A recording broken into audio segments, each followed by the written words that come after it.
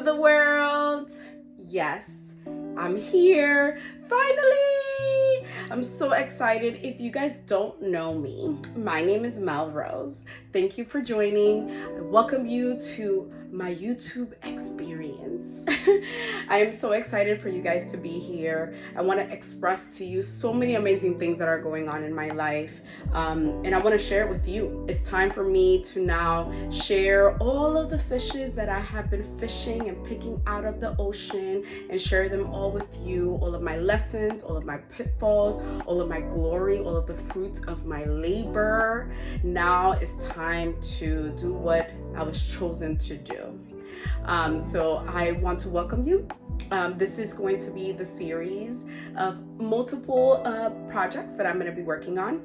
Several of them are going to be focused on everything from business, LLCs, setting up your own businesses, real estate planning, estate planning, and everything that you can think of, right? If you have a product in mind, a creative idea in mind, there's so many things that are in the palm of your hands, and I want to share with you how I have used and shared the things that have been in the palm of my hands. I'm here sharing with you what it looks like to be 30 after 35 and choosing to freeze your eggs, choosing to honor your babies, your future babies, or some souls that may be wanting to come into this world through you. I want to share this experience with you. I feel honored. I think back a lot about my mother and her choosing to have children with someone who she wasn't really in love with, but she wanted family, and so she did. My grandmother, who had tons of children back to back, and felt like, well, procreating needed to happen, but in conjunction was trying to start her career, didn't have a choice, and she sacrificed so much. So I feel honored. I feel honored to have a choice. I feel honored to have the resources to be able to make this decision. So there's going to be a lot of things that I'm going to be discussing in this series. My fertility journey as a single woman and my experience as I am expecting. And I want to share resources. I want to share with you really the details, the knowledge, what are all the medications, how does this make you feel, what does it feel like when you're doing this alone, and then I also want to share with you the finances, how much it all costs, how much it all takes to do it, and how I went about getting the resources to do that, and all the emotions that come with it. This has been the most emotion I have felt in quite some time. But I want to kind of share the ups, the downs. I want to share all of the details about what it is to be a single woman in America in your late 30s, looking to, provide the opportunity, create the space and the option to be able to choose my family and my business. So I want to kind of start off this episode specifically sharing with you what made this come to light and how I got here. I don't know if you guys remember that day in school, maybe in kindergarten or in the first grade, where you were told to draw you in the future. And that's the drawing that everyone draws, where you draw that the house with the fence, the dog, the mom, the dad, and the kids. And I remember starting to draw, and I wasn't looking left or right because I'm always focused on my own grass. And I started drawing, and I drew a house, right? And then I drew myself, and I drew myself in a suit with a briefcase. And it wasn't until I was done with my painting that my friends started sharing their paintings, and I realized, wait a second, maybe I misunderstood this project. Everyone was drawing their house and their family. And maybe at that point, early on at 5-6 years old, it was apparent to me, it was in my making, it was in my purpose, that I knew that I wanted to focus in my career, that I imagined myself as a businesswoman. And although the world was designed to follow this, go to school, get a job, fall in love, start a family. That wasn't going to be the plan for me. And so that was the beginning of how it got me here. I always focused on what would make me happy. I always knew the vision of myself. I was never really confused. I always knew since I was in school what I was gonna come out to do. I really was rushing it. I wanted to hurry up and get out of school, finish, go to college, get through it just so that I can go work. I always wanted to go work. And I remember the conversations with my, counterparts, my other female friends who were, always talking about falling in love and having children and prioritizing their social duties as a woman in society. And I early on noticed that that wasn't a priority of mine. And so I did all of the things that felt right for me, and it paid off, right? I have an amazing career. I've been able to establish all of the things that I've ever wanted. But now I am in my late 30s, and it wasn't apparent until I was in a meeting. I was in a dinner meeting with friends and some colleagues, and this girl shared with me that she had reached for in her early 40s and realized because she never prioritized being mother and family planning, that now she didn't have a choice. And she looked at me and said, "Melissa, I know you don't know me and I know that this may go into deaf ears, but if you don't hear anything I've ever said to you or any advice, please take the opportunity to figure out the options." And at that point, she didn't tell me go egg freezing, do this or do that. She didn't give me direction. She just told me to think about it. And I thought that was such a great gift because it was something that was in the back of my mind, and it would pop up from time to time, but I wasn't really focused on it. And so I started to focus on it.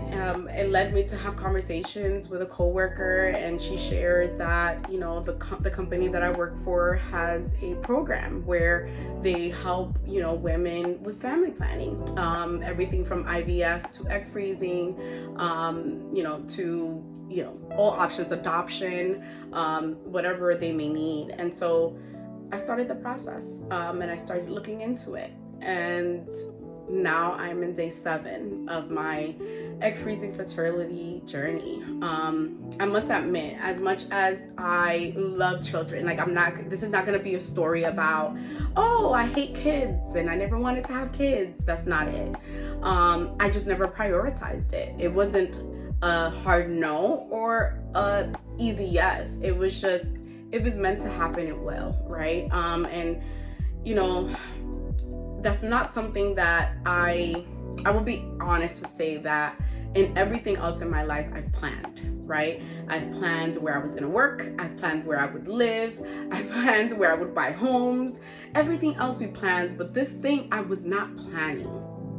And so it kind of came apparent to me that unless I take the action to really focus on it, it's never going to happen, right? We are the master manifestors of our lives. We are the masters of ourselves, right? And so if I wanted something to happen, I wanted to at least make the effort, take the step, at least the first step. So I want to urge whoever is out there that's still trying to figure out, should I not, right? At least have the option. I'm hesitating because I don't know if I want to say this out loud yet, but I'm gonna say it. I'm gonna say it because I could always cut this out. So I understand that being a mother and being a parent is a really, really, really, really heavy responsibility.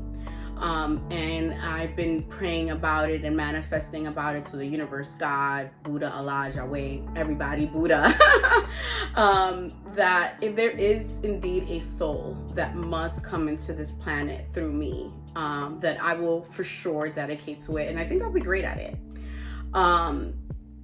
But I'm also okay with it not being part of my story.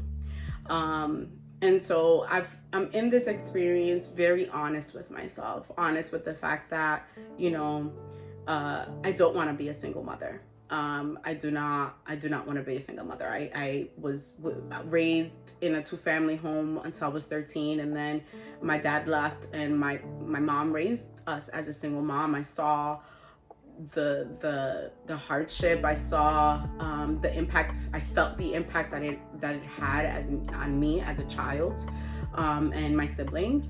And so this is not a journey that I want to go on my own. So, but I do want to I want to leave it open because I think that I'm still hopeful, right? I am hopeful. I'm not going to say I think. I am hopeful that my counterpart, my partner, my life partner is out there. And if I were to meet him, that in a later part of my life, I want to give him the opportunity, or give us the opportunity to choose. And so I'm doing it for that option, for the choice. But then I'm also giving it for the option of just saying, well, if I do end up being a single woman in my late ages, that maybe I can help someone. Maybe there are tons of women, like the woman that I met that night as my colleague, and who shared with me she can't have children. I want to help her. I want to be able to give, and whatever it is that is being facilitated through me, I'm able to meet it at whatever that is. So I am hopeful. I'm joyful. This process has been intense, to say the least. But I'm so grateful, and I know for sure that whatever is meant to happen will, and I trust it. I don't have to know it all to trust it. I know that the higher power, my creator, has a plan for me. He always has, or she always has. And so I'm open to, the possibilities. So this is a contingency plan for a later thing that I have not decided yet. And for anyone who is feeling like you have not decided yet and you just want the option, I urge you to at least look into it, research. Another point though, I also want to mention, I for a long time was the girl who said, like, if God is gonna do it, it's gonna do it. I don't want to use these artificial things to force something that's not meant to be. I was wrong. I was wrong. We can't push away the resources. I can't stress enough how much I've been hearing from my ancestors. Melissa, you have resources now. We didn't have that option, but you do. So I'm not pushing away my resources. I'm not pushing away my options. The opportunity came up, the thought came up, the will came up, the speech came up, and then the action followed. And so I'm honoring that. And I would admit, I was being ignorant before when I was saying what I was saying. And now I've changed my mind. And even if this leads to me freezing my eggs, they're frozen, and then I end up getting pregnant naturally, I'm okay with that too. I'm okay with just allowing life to lead. I'm okay with utilizing our resources and our evolution of the world to be able to have a choice.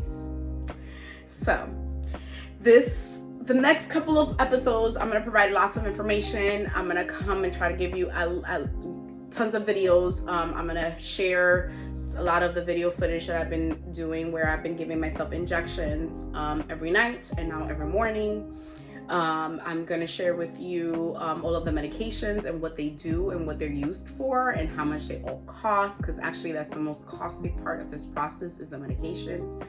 I'm going to share with you the times where I'm in the middle of my day and I'm working and my body says it's time for you to take a nap, and how I handle that. I'm going to share with you the ups, the downs, all of it. And I welcome you to join me in this journey. I appreciate you. I hope this helps enlighten someone. And let's get it. Let's use what we got to get what we want. And it doesn't always have to be our bodies. So thank you so much. I appreciate you guys. Please, please, please subscribe to my channel. I cannot wait for everything that's going to come after this. This is just only one of the series of many more. I have so many good things to share, a wealth of knowledge and experiences, and I cannot wait to express them all with you. So thank you so much for watching, for listening. Please subscribe, comment. I want to hear your thoughts, your questions, whatever you may have. Please share them with me. Until next time, ta-ta.